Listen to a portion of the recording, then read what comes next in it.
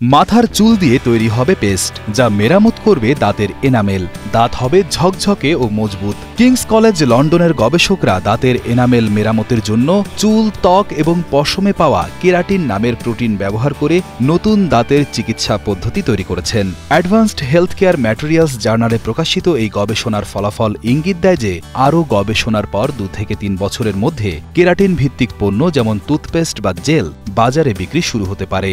King's College লন্ডনের senior লেখক এবং প্রস্থোডন্টিক্সের পরামর্শদাতা ড শেরিফ এল-শারকাউই গণমাধ্যমকে জানান, একবার দাঁতের এনামেল চলে গেলে এটি আর ঠিক হয় না, এটি চিরতরে চলে যায়। আমাদের এনামেল পুনর্গঠনের সমাধান খুঁজে বের করতে হবে। কেরাটিন ব্যবহার করে আমরা প্রাথমিক ক্ষয়রোধ করতে এবং এনামেলকে ক্ষয় থেকে রক্ষা করতে সক্ষম হয়েছি, যা প্রতিদিনের ক্ষয় পূরণ করে।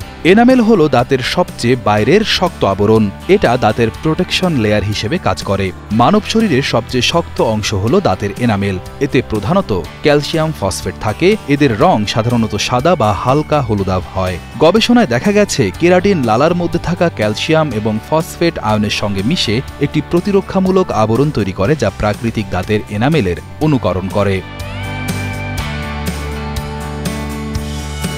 কেরাটিন যখন পুনরায় ব্যবহার করা হয় তখন এটি এমন একটি আণবিক কাঠামো অর্জন করে যা মুখের লালা থেকে ক্যালসিয়াম ফসফেট আকর্ষণ করতে সক্ষম। একবার এটি কেরাটিনের সাথে মিশে গেলে এটি প্রাকৃতিক এনামেলের মতোই কাজ করে। তাই এনামেলকে কেরাটিন দিয়ে আবৃত করে বা প্রাথমিক ক্ষয়প্রাপ্ত স্থানে প্রবেশ করিয়ে চিকিৎসা করা হয়। কেরাটিন জৈব এবং নিরাপদ পদার্থ এবং উল বা মানুষের চুলের মতো জৈব বর্জ্য থেকে সফলভাবে সংগ্রহ করা যেতে পারে। গবেষকরা 2টি পদ্ধতি নিয়ে কাজ করছেন, একটি দৈনিক ব্যবহারের টুথপেস্ট যা এনামেলের চলমান সুরক্ষার জন্য এবং একটি পেশাদার ডাক্তারদের জন্য এক ধরনের জেল যা নির্দিষ্ট অংশ মেরামতের জন্য। এই প্রযুক্তির দীর্ঘমেয়াদী কার্যকারিতা এবং উৎপাদনযোগ্যতা নিশ্চিত করার জন্য আরও ক্লিনিক্যাল ট্রায়ালের প্রয়োজন। বিশ্বব্যাপী মুখ ও দাঁতের রোগ একটি বড় স্বাস্থ্য চ্যালেঞ্জ।